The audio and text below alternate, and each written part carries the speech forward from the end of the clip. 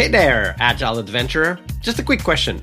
What if, for the price of a fancy coffee or half a pizza, you could unlock over 700 hours of the best Agile content on the planet? That's audio, video, e-courses, books, presentations, all that you can think of. But you can also join live calls with world-class practitioners and hang out in a flame war-free and AI slop-clean Slack with the sharpest minds in the game. Oh, and yes, you get direct access to me, Vasco, your Scrum Master Toolbox podcast. No, this is not a drill. It's the Scrum Master Toolbox membership. And it's your unfair advantage in the Agile world. So if you want to know more, go check out scrummastertoolbox.org/membership. That's scrummastertoolbox.org/membership. And check out all the goodies we have for you. Do it now. But if you're not doing it now, let's listen to the podcast. Hello, everybody. Welcome to our Product Owner TGIF episode here on the Scrum Master Toolbox podcast. And this week we have with us Juliana Stepanova. Hey, Juliana, welcome back. Hello. So product owner is the focus for today. And of course, we know there are some amazing product owners out there, and we'll explore what that looks and sounds and feels like in a minute. But first, we of course need to explore some of the anti-patterns. So Juliana, share with us what might have been potentially the worst product owner anti-pattern you witnessed in your career. Interesting question. Because I'm not measuring how worse or how bad are the anti-patterns, but actually what comes to my mind, it's anti-pattern when PO takes another job. For example, the designer job or another role. And this is like something that I see a lot. And I would say it's for me like most spreaded anti-pattern. Like to make it quicker, I will be just like skipping the designer. So we have UX, UI in the team, but I will skip to asking to clarify. I will directly put it by myself. I learned somehow like 5 years ago how it's designed. I will put it. And what's actually the problem then afterwards, it's like neglecting or not take into account the whole team with UX UI, and actually you need to rework. And this is like classical. So additionally, like one more, it's anti-pattern, but it's like really crucial, I would say, when the PO communicating into the team the information in different way or with different meaning to the team. But actually it's not about anti-pattern or not about PO, it's about the person who are transferring the information. So it's like something that I really saw only once, and it was solved in very quick way. But when the information flow breaks in some way, it's like catastrophic for the team. Yeah, I want to focus on the first one because this is a very interesting one. The loner, right? Like the person who wants to do everything on their own because it's just faster. And I've done it before. And I want to focus on this specifically because it counters one of the core aspects of agility, which is that value emerges from collaboration between different people, and it can only emerge from collaboration because everybody brings a different perspective into the decision making.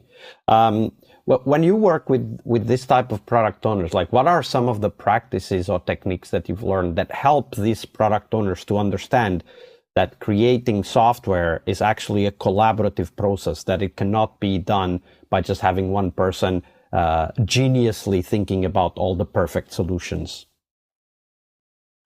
In this way, I work not only with the PO, but with the whole team, because this behavior as well, so this anti-pattern not coming only about the PO, so it's happened as well in the team. And here my main focus is to see the value of your work and to make it in professional way and support to have a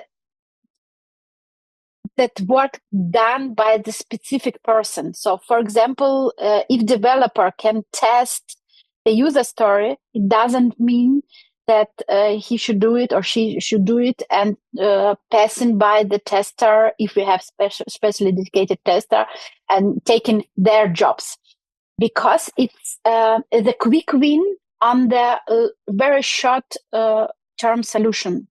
If we take it as well in the long term, it's breaking the whole system. Because if the person is in the vacation, so if, for example, tester in the vacation and developers taking over their responsibility, then it comes afterwards into the failure where something goes wrong. The responsibility, shared responsibility as well, not coming into the place, and communication will not work at all. And in this case, like growing up the value of communication, openness, and to encourage taking responsibility of your own work, it's helped a lot.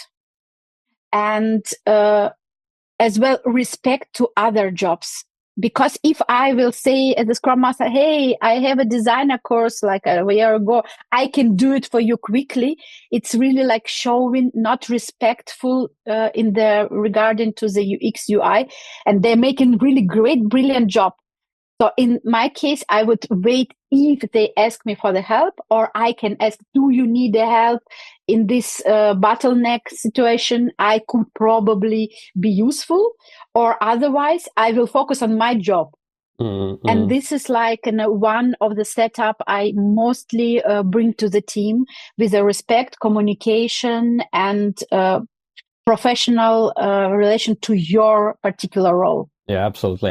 All of that, and also paying attention to when people start going in this loner direction, mm-hmm. right? Because that's important. That should be the trigger to have a conversation.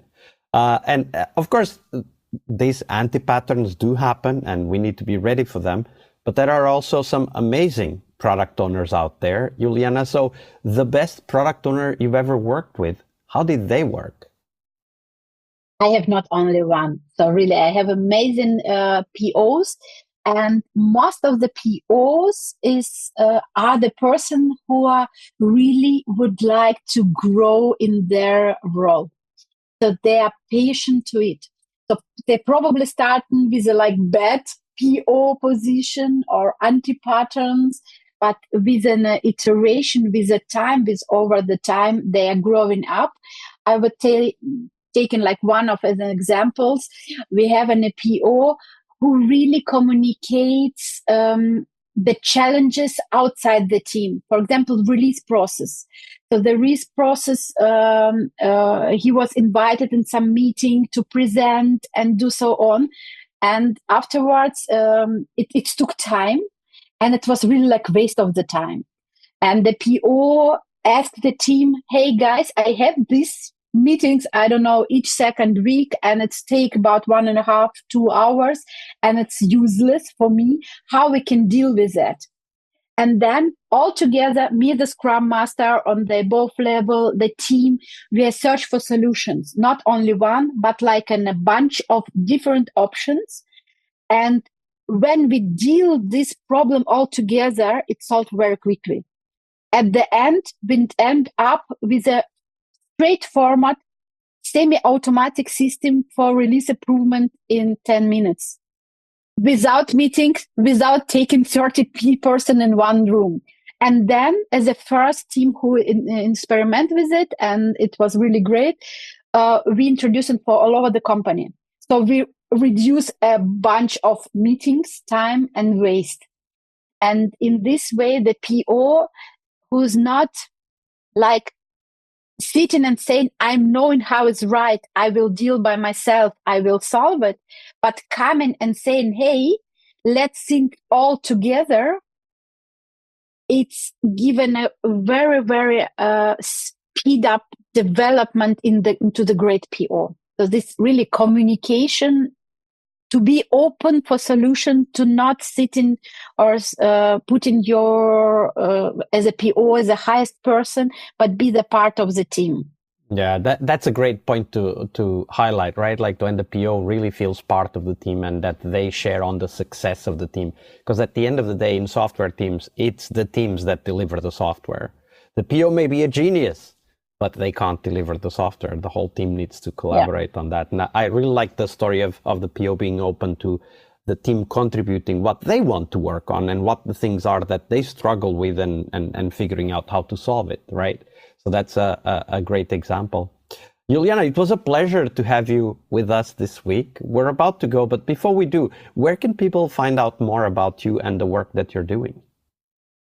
So actually, I have LinkedIn, so you can follow me there or look there, and I will send the link. So welcome on my page. Absolutely. And feel free to ask questions. I'm open and I'm really engaged to communicate with other Scrum Master, PO, or people are passionate to Agile. Absolutely. And we'll put the link to the show notes. So why not engage with Juliana, ask follow-up questions. I'm sure there are many possible follow-up questions from this episode. Juliana, it was a pleasure. Thank you very much for your generosity with your time and your knowledge. Thank you very much. It was a really interesting and as well powerful podcast for me to remind what is actually the work of their Scrum Master, what challenges we have. And I'm still loving Agile and I will never switch from the Scrum Master Agile work.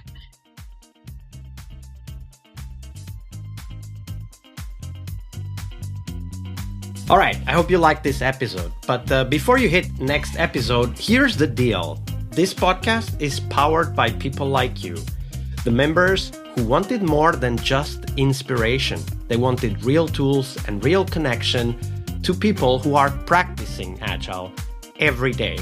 We're talking access to over 700 hours of Agile Gold, CTO level strategy talks, summit keynotes, live workshops, e-courses, deep dive interviews, books, and if you're into no estimates, we got the pioneers of no estimates in those deep dive interviews as well. Agile business intelligence, creating product visions, coaching your product owner courses, you name it. You'll get invites to monthly live Q&As with Agile pioneers and practitioners, plus a private Slack community, which is free of all of that AI slop you see everywhere and, of course, without the flame wars. It's a community of practitioners that want to learn and thrive together. It's the best place to connect with community and learn together. So if this podcast has helped you before, imagine what you will get from this podcast membership. So head on over to scrummastertoolbox.org/membership and join the community that's shaping the future of Agile. And we have so much for you. So check out all the details at scrummastertoolbox.org/membership because listening is great, it's important, but doing it together, that's next level. I'll see you in the community Slack. We really hope you liked our show. And if you did, why not rate this podcast on Stitcher or iTunes? Share this podcast and let other Scrum Masters know about this valuable resource for their work. Remember that sharing is caring.